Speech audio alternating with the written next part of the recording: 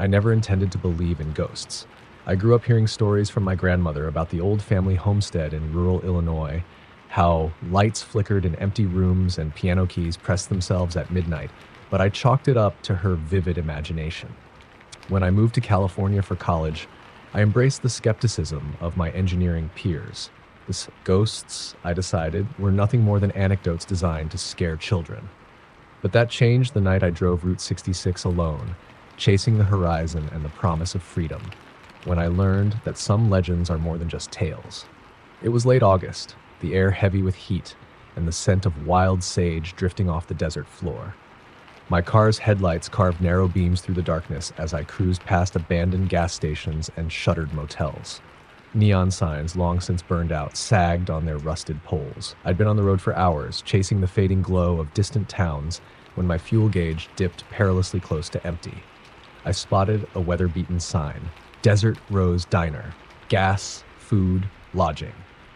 Relief washed over me. I veered off the highway, tires crunching on gravel, and parked under a flickering street lamp that sputtered like a dying candle. Inside the diner, the air was stale with the smell of reheated coffee and old grease. A lone cook dozed behind the counter. No customers. I slid into a booth, and he woke with a start, blinking like an owl. "You lost?" he asked, voice hoarse. "Just need gas and maybe some coffee?" I said, glancing at the old clock on the wall. It read 2:13 a.m. He nodded and punched a button that rang a distant bell. I waited, watching his silhouette through the pass-through window to the kitchen. After what felt like 10 minutes, he returned with a pot of coffee so old it tasted like tar. "Route's empty this time of night," he said, wiping his hands on a stained apron. "But if you're set on the highway, you might find someone to help." I paid and walked back outside. My car sat lonely under the lamp's weak glow. I topped off the tank and poured myself another mug of diner coffee, its steam swirling in the chill desert air. As I sipped, I noticed movement on the shoulder of the road, a figure standing by a broken-down sedan, headlights off. A woman in a white dress, illuminated by the moon, hair plastered to her face as if she'd been crying. My rational mind told me to keep driving. Strangers on deserted roads at night are trouble. But something about her stillness tugged at me, like a plea. I set down my coffee and jogged over. "Hey, do you need help?" I called, voice cracking. She turned. Her eyes were pale, reflecting the lamp's glow. She took a step forward, and I realized her feet were bare, toes curling into the gravel. "My car won't start," she said, voice soft as wind over sand. "Please." I knelt by the hood, lifted it, and found an empty battery tray. "Did someone remove the battery?" I asked. She shook her head, hair falling back. "I haven't had it long." She looked away, and I noticed her hands tremble, nails chipped. I fumbled with jumper cables, my hands slick from coffee. She watched, silent. I tried to start my engine so I could use its battery, but my headlights dimmed ominously and then went out. The street lamp overhead blinked once, twice, and died, plunging us into darkness. I heard the hum of cicadas rising, then a sudden, eerie hush. I fumbled for my phone's flashlight and shone it on the cables. When I looked up, she was gone. My heart thudded. I swung the light around, the beam dancing over the road and the broken-down car, empty. No woman, no dress, no footprints. Only the open hood and the black road stretching into nothing. "Hello," I called, voice small. My flashlight cut through the black like a blade, revealing only empty desert. The diner was a distant glow, and beyond that, nothing. I clicked off the light, letting my eyes adjust. A cool breeze rustled the sage. I climbed back into my car, slammed the door, and locked it. My breath came in short bursts as I drove off, leaving the sedan and the woman behind. I didn't look back. I drove for another hour until the horizon blushed with dawn. In Barstow, I pulled into a 24-hour auto shop. The mechanic, a squat man with grease under his nails, examined my battery. "Dead," he said. "Looked like someone left it on too long." I frowned. "I barely ran the lights for a minute." He shrugged. "Desert heat'll do it." He replaced the battery, charged me $50, and sent me on my way. I left, unsettled, but chalked it up to exhaustion and bad luck. Weeks later, back home in Chicago for summer break, I told the story at a friend's barbecue. My friend Marisol frowned. "Route 66? That diner? Desert Rose?" I laughed. "Yeah, Desert Rose. Why?" Marisol's eyes were distant. "I used to drive that route with my family. We stopped at Desert Rose every year. One summer, my cousin went missing. Molly." She was 17, wearing a white dress, hitchhiking when our car broke down. She vanished, never found. My blood turned to ice. That sounds like what happened to me. Marisol nodded slowly. They say she haunts the highway looking for someone to help. People see her in the dead of night. They pick her up, talk to her, then she just disappears. I shivered. But the battery, the lights went out. My phone light too. It was like everything died at once. They say her presence drains power, Marisol whispered. Cars stall, lights flicker, then she's gone, but the terror lingers. I drove home that night on streets lit by sodium lamps, but my mind raced back to that empty road. I looked over my shoulder, half expecting to see pale eyes at the rear window. I told myself it was just coincidence, the mind playing tricks. But I stopped trusting my own senses.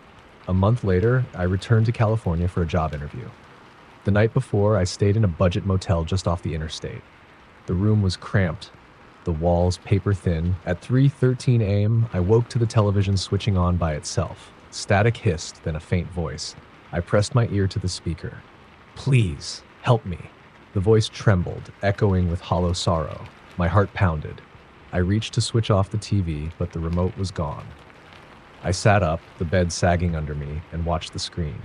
The static shifted into the image of a long stretch of highway, headlights cutting through darkness. A lone figure in white stood at the edge of the road. I recognized her immediately. Molly. The camera panned closer. Her eyes locked with mine through the screen. She raised a hand, beckoning. Then the image dissolved back into static, and the TV clicked off. I bolted upright, sweat soaking my shirt. My phone lay on the nightstand, screen dark. The clock read 3:15. I flicked on the lamp and it exploded in a shower of sparks, plunging me into darkness once more. I heard a soft tapping at the window, like fingertips tracing the glass. I scrambled off the bed, heart in my throat, and yanked the curtains open. Outside, the parking lot lay empty under a sickly moon. No footprints in the dust, no white dress flitting across the asphalt, just the stillness of the night and the distant hum of traffic. I slammed the curtains shut and didn't sleep until dawn. That morning, I checked out early and headed to my interview, like clutching my coffee as if it might keep the darkness at bay. The interviewer was impressed, and I left with a job offer by noon. But the sense of unease lingered.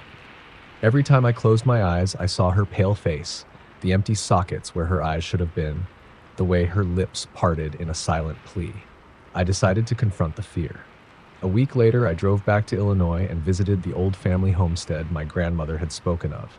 It stood abandoned, windows boarded, paint peeling like old scabs. I wandered the halls, flashlight in hand, imagining the piano's ghostly melody. In the parlor, I found a stack of yellowed newspapers from the 1950s. One headline caught my eye. Local teen vanishes on Route 66. Family seeks answers. I unfolded the article. The girl's name was Molly Stevens, 17, hitchhiking home to Chicago.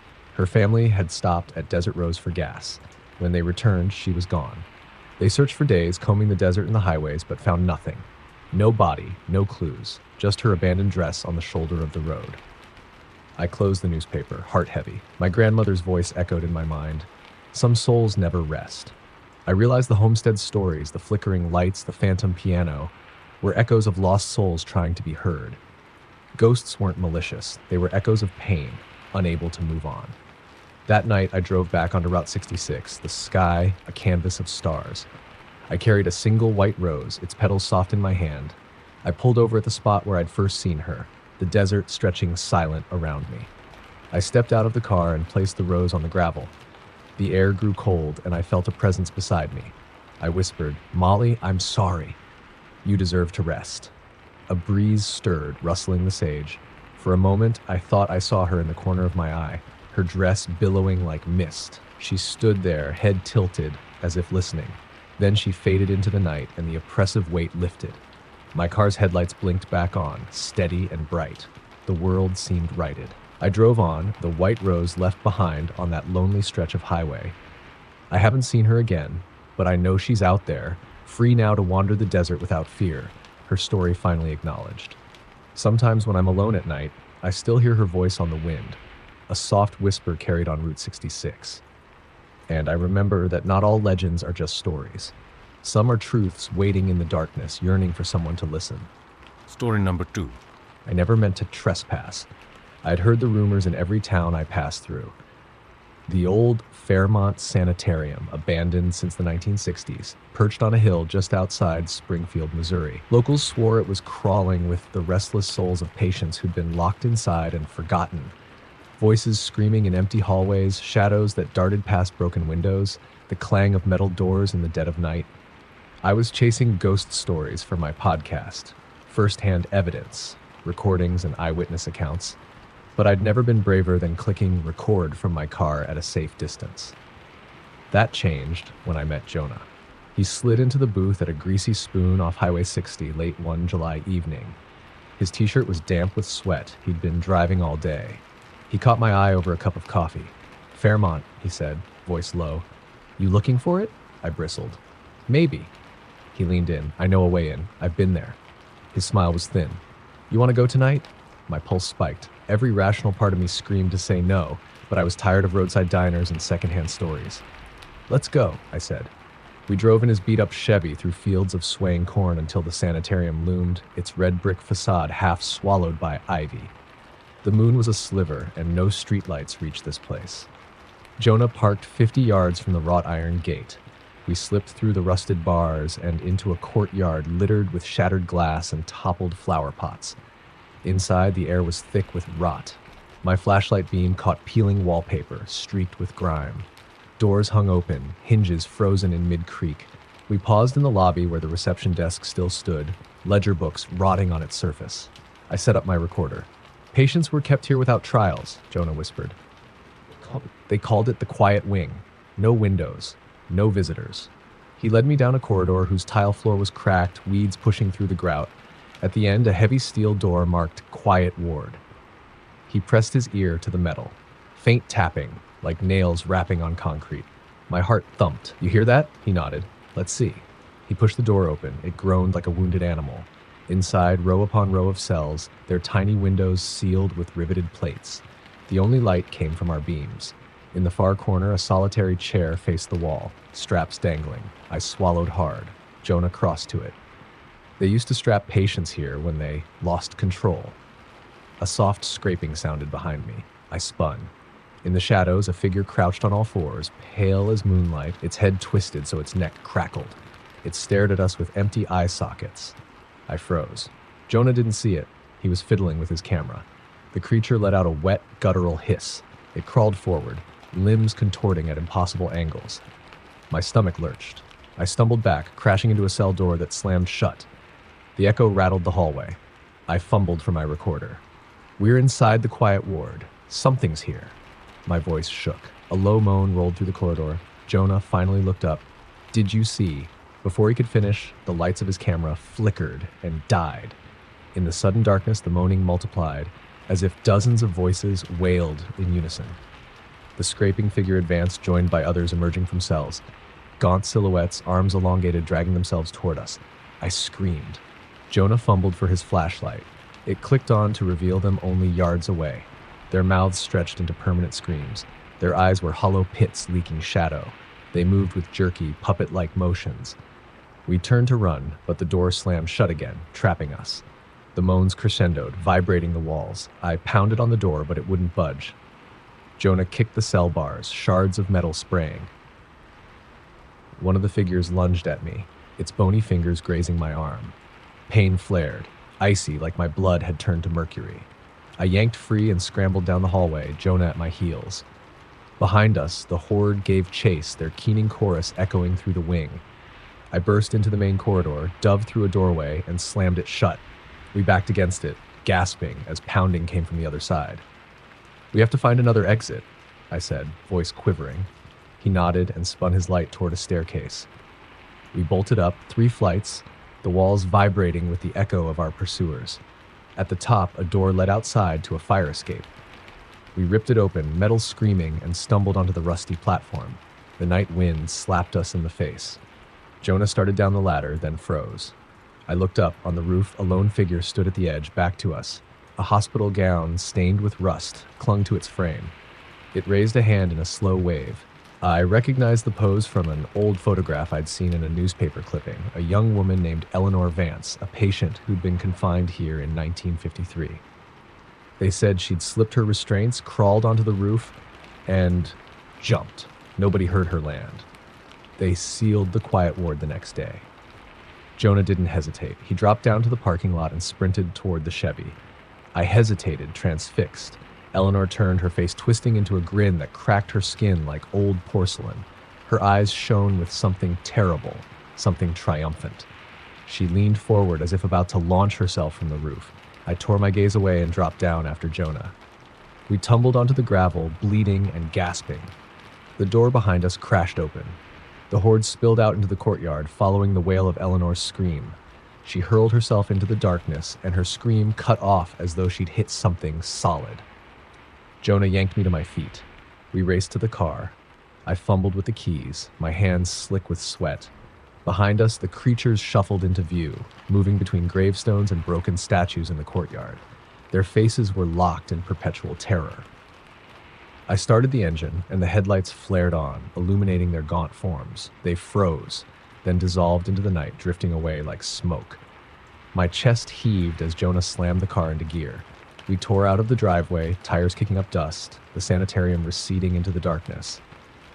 For a week, I couldn't sleep. Every time I closed my eyes, I saw those hollow eyes, heard the scratching on metal, felt the icy claw of fear on my spine. I thought it would fade, that logic would soothe the terror. But then I played back the audio. Between my panicked breaths, there was a voice, soft, distant, barely audible. "Stay with us." I froze the recording. The hair on my arms stood on end. It wasn't my voice. It wasn't Jonah's. It was Eleanor's. Now, every time I drive past an abandoned building or hear a faint scratching at my door at night, I wonder if she's still looking for company. Because once you've heard that plea, once you've felt her presence in the darkness, you realize that some doors, once opened, can never be closed. Story number 3. I never believed the old stories about Black Hollow Mine until I found myself stumbling through its yawning entrance under a waning moon. It was late October, and I'd driven 4 hours from Pittsburgh with my friend Kara, chasing the thrill of urban exploration for our video channel. The mine, they said, had collapsed in 1927, burying 32 men alive. No bodies were ever recovered. Locals whispered that at night you could still hear their picks against rock, their desperate calls echoing through the tunnels. Kara laughed as we crossed the rusted rails. "You really think ghosts will show up on camera?" she teased, swinging her flashlight. I shrugged. "It's just superstition, but good story." My heart hammered anyway. We set up our cameras just inside the portal, a black mouth rimmed with timber supports. The air was unnaturally still, thick with dust and the sharp tang of old iron. My breath fogged in the beam of my headlamp. "Let's go deeper," Kara said, already picking her way down the main drift. The tunnel sloped downward, walls slick with moisture. Every footstep echoed, then faded into a cavernous silence. At one bend, we found old equipment, a broken rail car, its wheels half buried in rubble. I ran a hand over its corroded metal. The chill felt like a warning. "Look," Kara whispered, pointing ahead. A dim red glow pulsed deeper in the mine. We exchanged a nervous glance and pressed on. As we drew near, the glow coalesced into a lantern swinging from an unseen hand. Its light danced across wet walls, revealing footprints in the mud, heavy work boots, long out of style. The prints led into a side shaft blocked by a fallen beam. "Probably just a hunter's prank," Kara said, but her voice trembled. She knelt and prodded the beam with a crowbar. It shifted, then groaned, as if resisting. I filmed her efforts, heart in my throat. With a final heave, the beam tumbled away. The lantern's glow vanished. In the sudden darkness, I heard it. A soft, metallic tap, tap, like a pick striking stone, slow and deliberate. "Did you hear that?" I whispered. Kara nodded, white-knuckled. "It's coming from down there." She pointed to the shaft, where the beam of her light revealed an old mining cart on twisted rails. Its sides were etched with names, faded initials scratched into metal. We edged closer. The tapping grew louder, punctuated by low moans that reverberated around us. My recorder, mounted on my shoulder, picked up a faint whisper. "Help us?" I froze. "Ghosts," I breathed. Kara's flashlight wavered. "We should go." I turned to lead us back, but the tunnel behind us was gone, collapsed, a wall of rock and timber blocking our exit. Panic seized me. I swung my light around. The only way out was deeper into the mine. "Stay close," I said, voice tight. We pressed forward, the tunnel twisting into a labyrinth. Every few steps, the moans swelled, voices overlapping. "Don't leave. Stay." My light caught shapes, shadows that darted just beyond the beam. My skin crawled. At a fork, we chose the left passage. Water dripped from the ceiling, plinking into puddles. Kara's boot sank into mud. She yanked it free and gasped. I shone my light down and saw a skeletal hand protruding from the muck, fingers curled like a claw. I recoiled, stomach turning. Kara grabbed my arm. "This way," she urged, pointing to a narrow incline. We climbed, chest tight with fear, until we broke into a larger cavern.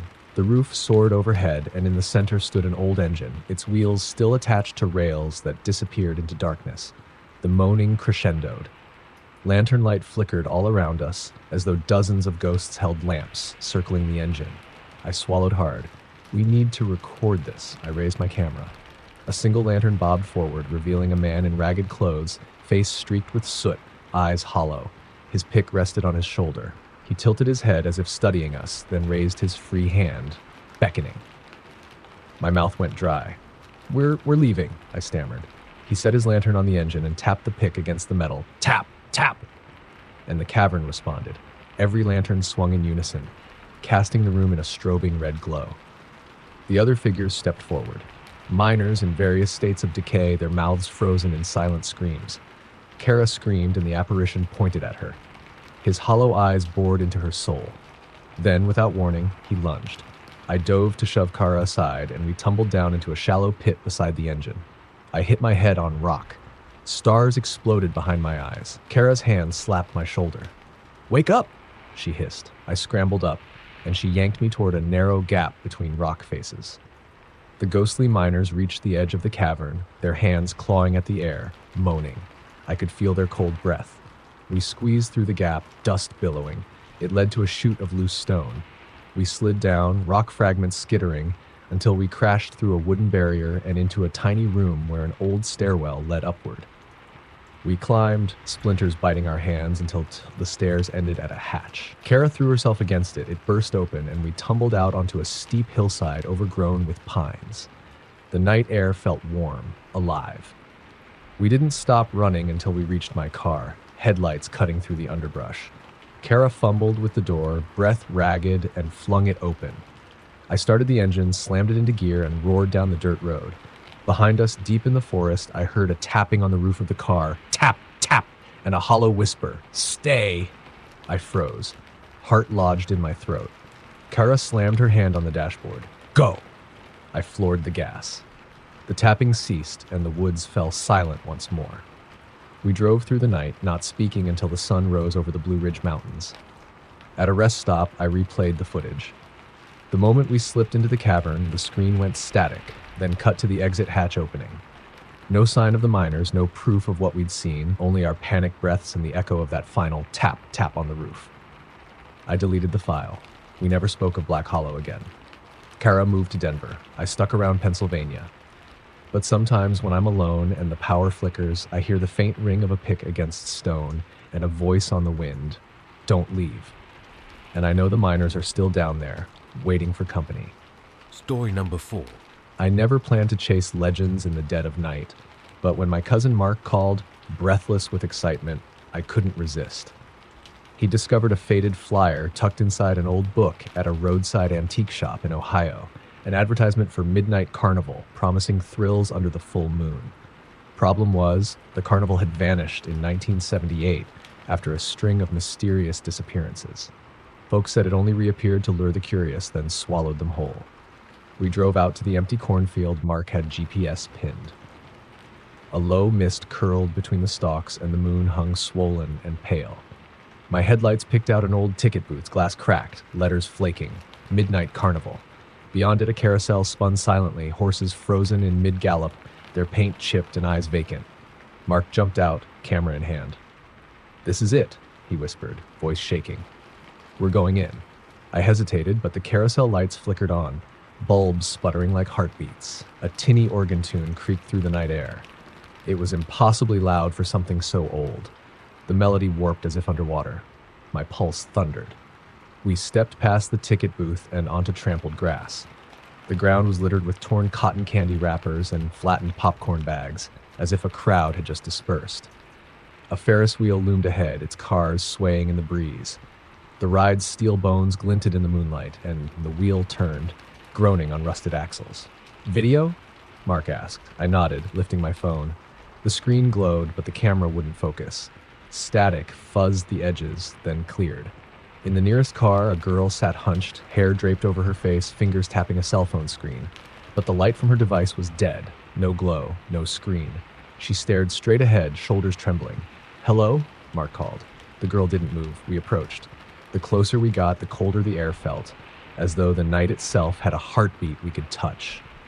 Suddenly, the carousel's horses began to gallop, their painted mouths stretching into silent screams. The organ's tune twisted into a discordant wail. I stumbled back, heart pounding. The Ferris wheel car clicked up another notch, the girl disappearing into darkness. A voice hissed in my ear, "Play with us." I whirled. No one there.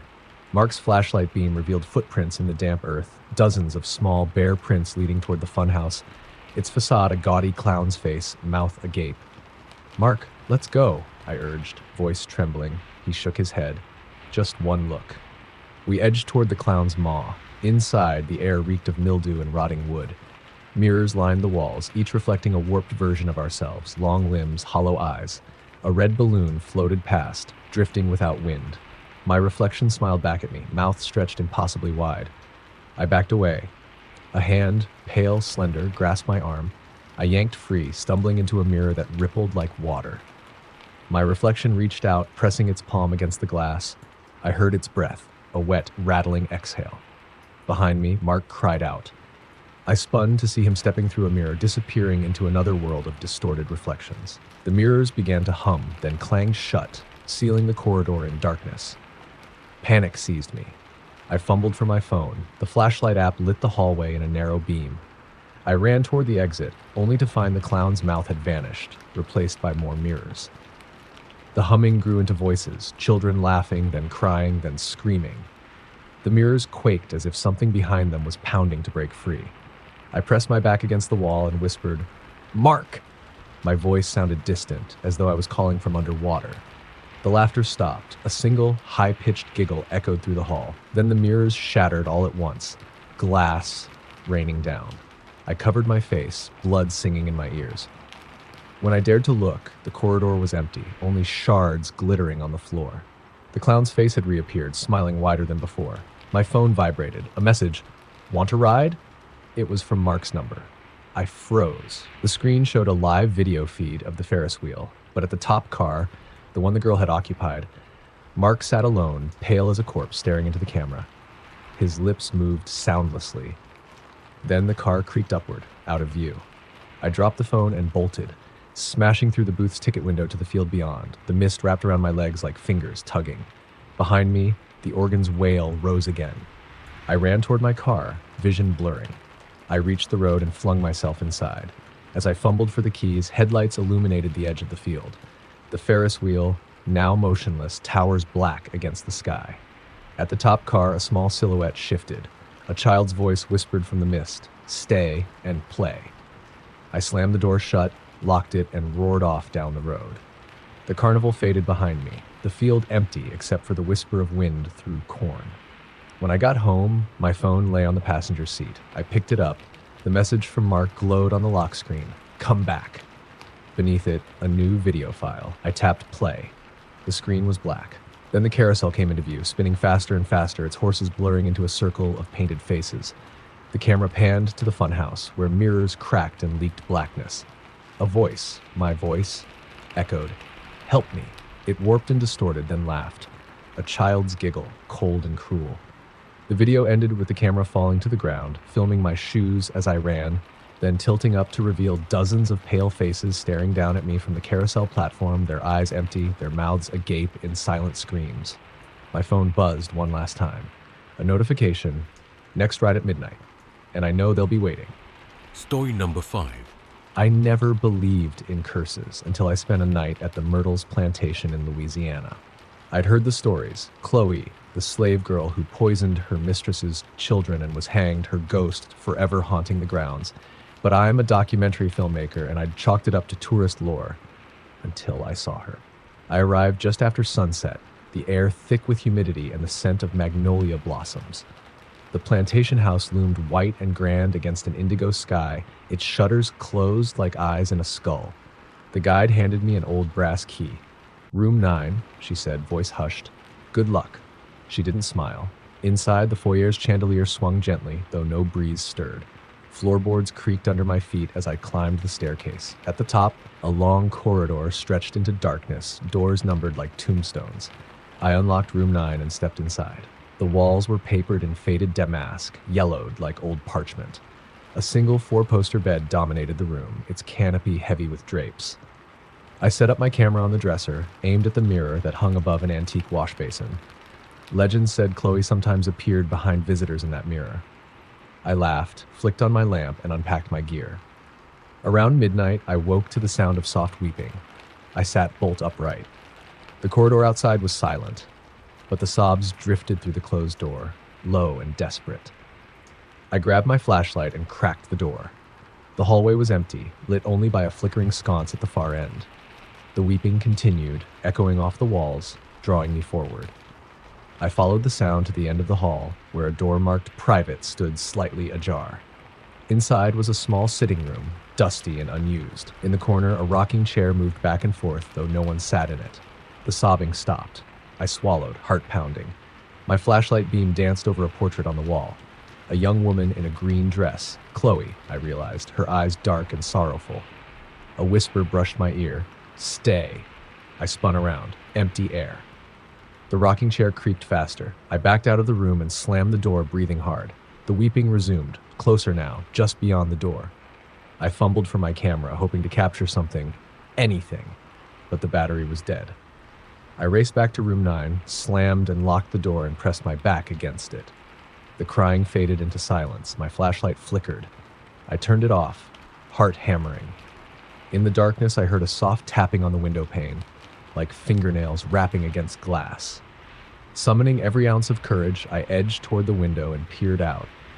The glass was steamed from the humidity, but I could make out a pale shape crouched outside. A hand pressed against the pane, its fingers splayed and long. I stumbled back as a raspy voice hissed, "Help me." I bolted across the room to the bed and grabbed my phone. No signal. The tapping moved to the other window, then the closet door. My breath came in ragged gasps. I pressed my ear to the closet door. Inside, something shifted. Soft, dragging footsteps. I flipped on my flashlight and flung the door open. Empty. But on the back of the door, scrawled in something dark, were 2 words. "Leave now." The hairs on my arms stood up. I didn't need another warning. I grabbed my bag and fled down the stairs. In the foyer, the chandelier swung violently. The front door was locked from the outside. I tried the back entrance. It wouldn't budge. The sobbing started again, all around me, a chorus of tiny voices weeping in anguish. Panicking, I sprinted for the main staircase, but halfway up, the steps beneath me groaned and shifted. The railing twisted into a gnarled hand that reached for my ankle. I kicked free and tumbled to the landing. Above me, the ceiling crackled, plaster raining down like pale snow. I dashed into the nearest room, a guest parlor, and slammed the door. The room was lined with floor-to-ceiling mirrors. My reflection stared back, wide-eyed, pale, sweating. Behind me, in every mirror, Chloe appeared, her green dress drifting like smoke, her hair matted, her eyes glinting. She raised a finger to her lips, then pointed at me. I stumbled backward, knocking over a chair. The mirrors quivered, then shattered inward, shards skittering across the floor. I screamed and dove through the doorway, landing in the hall. The sobbing had become a keening wail, pressing against my ears, pushing me forward. Finally, I reached the front door. My hands shook as I fumbled with the lock. The wail crescendoed into a banshee's scream. I flung the door open and spilled onto the lawn. I ran across the gravel drive, not daring to look back until I reached my car. I slid inside, locked the doors, and slammed my head against the wheel, gasping for air. The plantation house loomed behind me, silent now, its windows dark. I sat for a moment, heart still racing, then started the engine and tore down the driveway. A half-mile later, I glanced in the rearview mirror. In the back seat, seated where no one had been, sat Chloe. Her eyes were empty hollows, and she smiled, a slow, wicked grin. I slammed on the brakes. The car skidded to a halt. I flicked on the interior light. She was gone, but on the seat remained a single green dress ribbon, stained and frayed.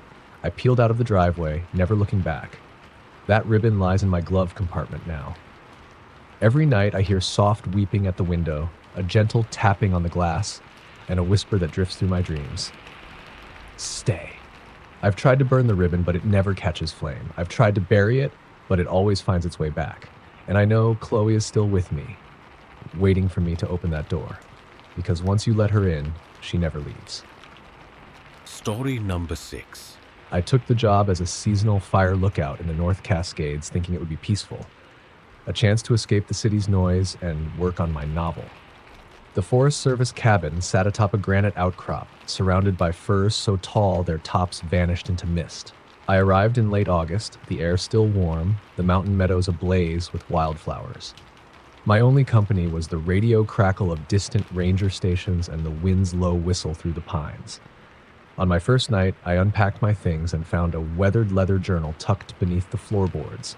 The pages were yellowed, ink smudged, but the name Harris Caldwell was scrawled on the inside cover, dated 1967. I flipped through hastily written entries. Day 12, saw smoke on the ridge, radio dead, I think it's watching me. And day 17, footsteps on the deck at midnight. No one's supposed to be up here. The final page was torn, leaving only a single line. It's outside my window. I laughed it off as a dramatist's flair and settled in. For 2 nights, the cabin was silent. I spent my evenings scanning the valleys for fires, jotting notes, then reading Harris's journal by lantern light. On the 3rd night, around 2:13 a.m., I awoke to the smell of burning pine. I leapt from the bunk and peered out the window. No flames, just the dark silhouettes of trees. The cabin's wooden deck creaked. My heart slammed as I grabbed my flashlight and opened the door. Nothing but moonlit forest. I shone the beam across the treetops. No sign of movement. Yet behind me, on the railing, was a single muddy footprint, too small for my boots. I snapped a photo and backed inside, locking the door. My pulse throbbed in my ears. Later, I radioed the ranger station to report the smell of smoke. They scanned the satellite data. No fires within 50 miles. Probably just a campfire down in the valley, the ranger said. Might drift up in a thermal. I nodded, though unease gnawed at me. That night, I lay in the bunk staring at the ceiling. At exactly 3:13 a.m., the cabin door rattled like a hammer blow. I bolted upright, heart pounding. The rattling stopped, replaced by soft scratching, fingernails on wood. I grabbed the journal from my pack and flipped to the torn page. My lantern trembled, casting dancing shadows. The scratching moved from the door to the window beside my bed. I edged forward, voice shaking. "Harris?" I called. "Is that you?" No answer, only the scratching slowing to a deliberate tap, tap, tap, tap. I closed my eyes, telling myself it was the wind. When I dared to open them, a figure stood outside the window, face pale and gaunt, eyes black hollows. He lifted a hand and pressed it against the glass. My blood ran cold. I stumbled back as the lantern flickered and died, plunging me into darkness. I fumbled for my phone. Dead. My radio crackled to life with Harris's voice. "Don't look outside." Static swallowed the message. I slammed the journal shut and dove under the covers, heart hammering so loudly I thought it would burst. The tapping continued all around me, on walls, ceiling, the floor. It grew louder, as though something were pacing the cabin. At dawn's first light, the tapping stopped. I crept out of bed, shaking, and unlocked the door. The deck was empty except for dozens of muddy footprints, some too small, some impossibly large, all circling the cabin. The smell of pine fire had vanished. I snapped pictures and fled down the mountain trail, journal clutched to my chest. Back at the ranger station, they listened politely but exchanged glances. The supervisor handed me a file. Harris Caldwell went missing in '67. They found the cabin weeks later, empty, footprints on the deck. No body, no note. He cleared his throat. "We never filled that lookout again until you." I returned Harris's journal to the file room and quit the job the next morning. Now on quiet nights, I still hear that tapping in my dreams. I've tried to dismiss it as memory or imagination, but every time a storm rakes the pines, I feel him, Harris, outside my window, waiting for me to look. Story number 7. I never set out to chase monsters. I was a journalist covering odd Americana, roadside attractions, defunct theme parks. But when I heard the whispers about Point Pleasant, West Virginia, I had to go. They called it the Mothman, a creature with wings like torn canvas and eyes that glowed red in the night. In 1966, people reported seeing it near the old TNT plant. Some said its appearance was a warning of disaster.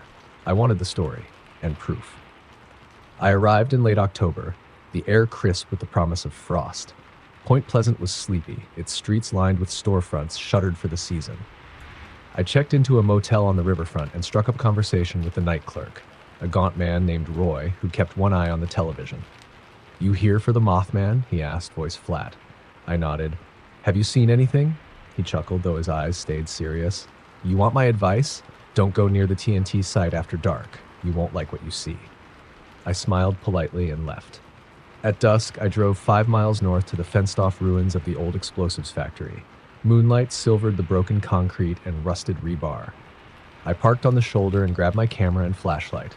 The gate was padlocked, but a gap in the fence beckoned. I slipped inside. My boots crunched over gravel and shards of glass. The main building yawned before me, its roof collapsed, walls blackened by time. I set up my camera on a tripod aimed at the broken windows. My breath fogged in the beam of my flashlight. At exactly 10:13 p.m., the air went still.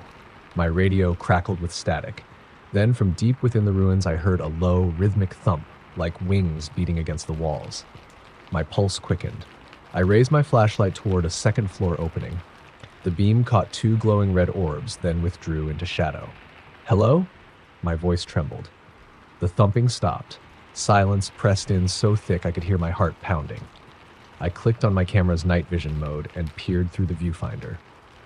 In the frame, a tall figure emerged, wings folded against its back, silhouette angular and inhuman.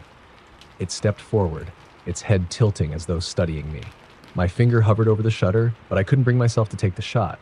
The figure let out a soft, wet rustle, wings unfurling. Then it slipped into the darkness beyond my light. I stumbled back, fumbling for my flashlight, and swept the beam across the rubble. Nothing. Only emptiness and the hush of wind through broken walls. I retreated to my car, hands shaking so badly I spilled coffee on the seat. I told myself it was a trick of the light, my imagination playing on old legends.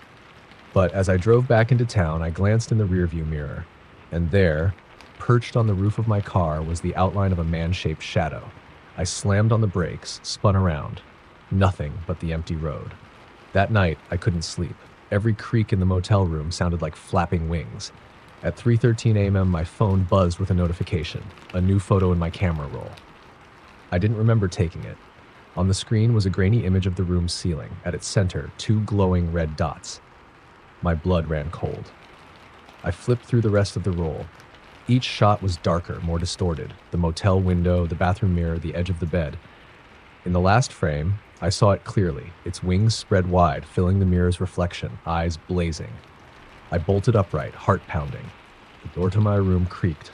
I flicked on the light, nothing there. Then, in the corner of my eye, I saw movement behind the curtain. I yanked it aside. Empty window, moonlight pouring in. I checked out at dawn, refusing to look back. I drove home in a daze, haunted by every shadow at the roadside. Back in my apartment, I downloaded the photos to my computer. There, the final image was even clearer. The Mothman's face inches from the lens, eyes glowing like embers. I deleted the file and uninstalled my editing software. But last night, I woke to a soft tapping at my window, like claws raking glass. I lay frozen as a voice, low and rasping, whispered through the panes, "Watch the skies." I haven't slept since. Story number 8.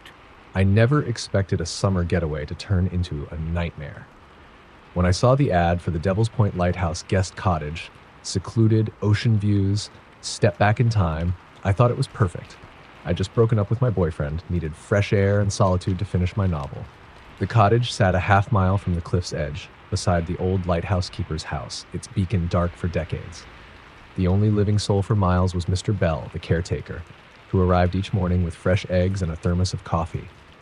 "Be back before dark," he warned on my first day. "Folks don't wander the cliffs after sunset. Tide can pull you under quick." I nodded, eager to explore. The first 2 days were bliss.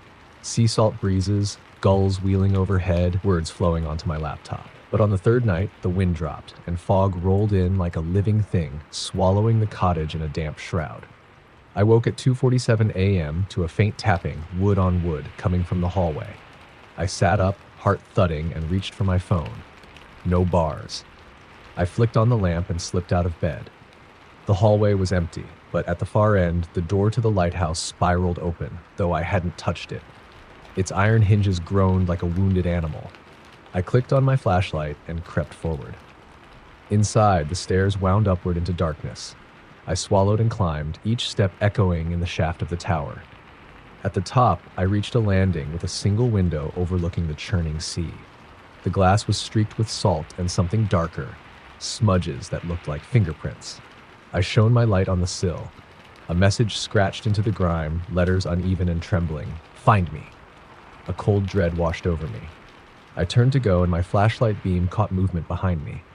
A tall figure in a long coat, cap pulled low, standing in the shadows. I gasped, stumbling backward. He didn't move, but I felt his gaze, empty eye sockets, though I couldn't see a face. Then the foghorn boomed from the shoreline, a mournful blast that rattled the tower. I fled down the stairs, heart pounding, and slammed the door shut. Back in the cottage, I locked every bolt and huddled under the covers until dawn. When the sun rose, the fog had lifted. I found no footprints on the stairs, no sign anyone had been in the lighthouse except me. That afternoon, Mr. Bell arrived with my eggs. He frowned when I told him about the figure. "You saw him, then?" His voice was soft but urgent. "Who?" I asked, clutching my mug. "The keeper," he said. "Henry Lockwood. He vanished in 1924. They say he climbed the tower during a storm to light the lamp when it went out. No one saw him come down. They found the door open, the beacon still off. His body was never recovered." I forced a laugh. "So I saw a ghost." He nodded. "They say he still patrols the cliffs, looking for a way home." He patted my shoulder. "Stay inside tonight." I tried to work on my novel, but every creak of the floorboards made my skin crawl. At 3:13 a.m., I awoke to the lamp swinging on its chain, though the table was still. The tapping returned, louder, at the front door. I peered through the peephole, nothing but fog. I unbolted the door and cracked it open. On the porch lay a single blackened lantern, the wick smoldering. I recoiled and shut the door. The next morning, I discovered footprints in the dew-soaked grass. One set of heavy boots leading from the lighthouse to the cottage, then a pair of bare feet leading back. They vanished at the cliff's edge. I decided to leave that day, but when I tried to start my car, the engine sputtered and died. I stomped back to the cottage, fury mixing with fear.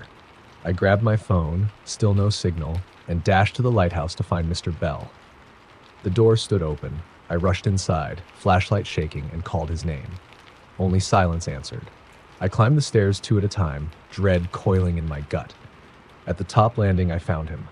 Mr. Bell, slumped against the window, eyes wide and unseeing, hands clutching the sill.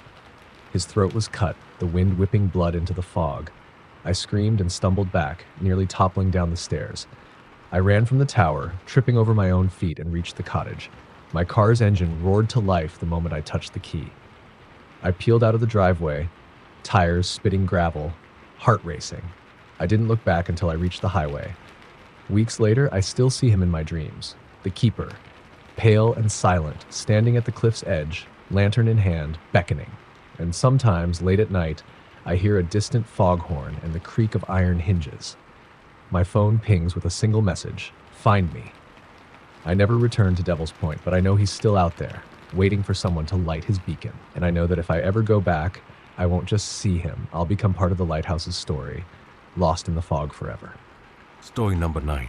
I never believed in haunted places until I chased a rumor about the Midnight Screen Drive-In. Tucked off State Route 82 in rural Oklahoma, it closed in 1979 after a tragic accident. A teenage couple parked under the stars collided head-on with a drunk driver. They died in each other's arms, and locals say their spirits still linger among the rusted speaker poles and cracked asphalt. I arrived just after sunset, headlights cutting through the golden prairie dusk. The drive-in's neon sign flickered feebly. "Midnight Screen," it read, half the letters dark. I parked by the snack bar, its windows boarded, and set up my camera on a tripod beside the projection booth, an old Airstream trailer perched on cinder blocks. Inside, the booth smelled of mildew and burnt celluloid. I found a reel of film on the shelf, its label faded. On a whim, I threaded it onto the projector. The motor sputtered, then roared to life, light slicing through the dusty air. On the giant screen beyond, a grainy black and white western flickered. Dusty trails, gunfighters, a town that looked nothing like this place.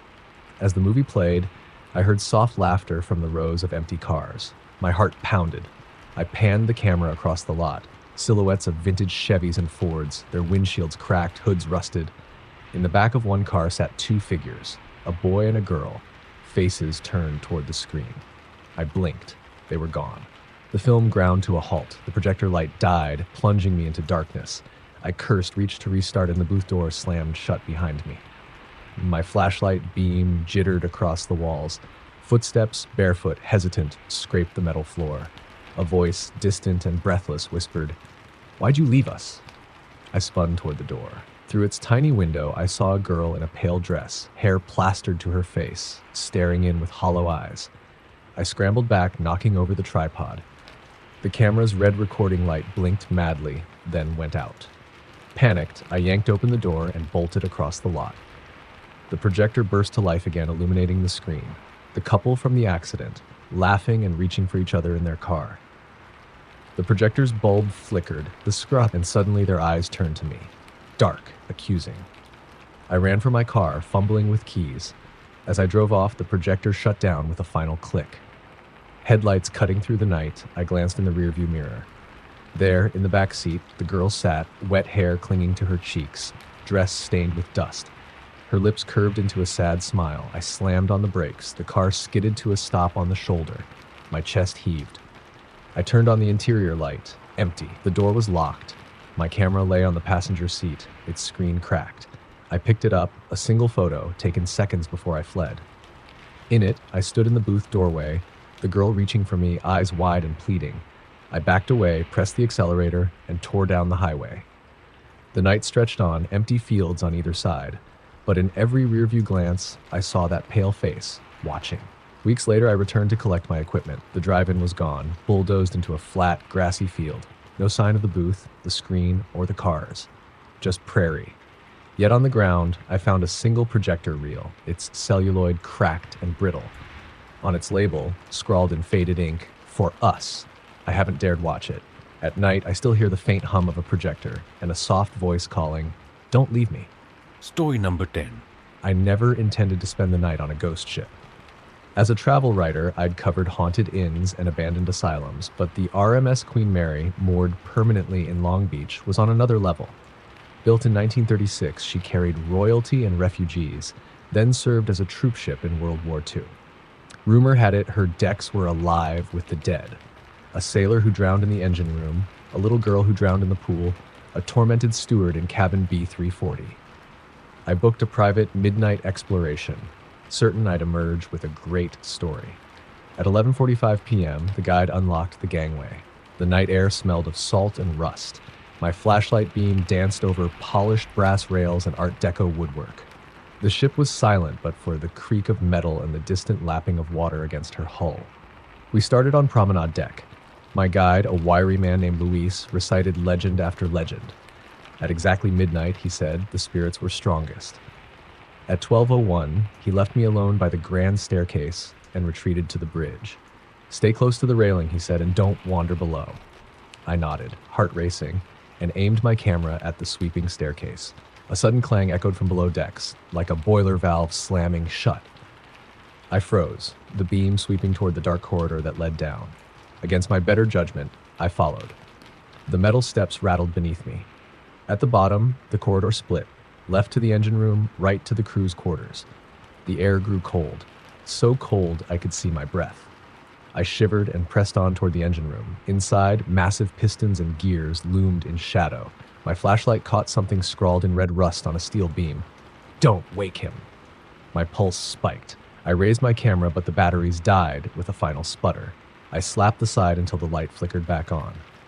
Then I heard it, a low, rhythmic thumping, metal on metal, slow and deliberate like the heartbeat of the ship. I swung the beam toward the far wall. A figure stood there, a sailor in a faded uniform, face slick with oil, eyes empty sockets of black. He raised a wrench in one hand and began to strike the machinery. Tap, tap, tap, with each blow. The ship seemed to shudder. I stumbled backward, knuckles scraping the deck. The sailor paused, head turning as though listening. He raised a finger to his lips in a silent shh, then resumed hammering. Sparks flew from the gear he struck, and I felt the vibration through my boots. I backed into the corridor, heart hammering. At the mouth of the engine room, I almost collided with another figure. A small girl in a frilly swimsuit, hair plastered to her face, dripping wet though no water was near. She stared up at me with sorrowful eyes and whispered, "Help me." Her voice echoed as though coming from underwater. I lunged past her, sprinting down the hallway. Behind me, I heard the sailor's wrench clatter against metal, the girl's sobs fading into the echoing corridors. I didn't stop until I burst onto promenade deck, the moonlight blinding me. Luis stood waiting. "Everything all right?" he asked. I swallowed hard. "We need to leave, now," he frowned. "You're early." I heard something below," I said, voice cracking. He glanced at the dark portholes. "The Queen's restless tonight," he said quietly. "Come on."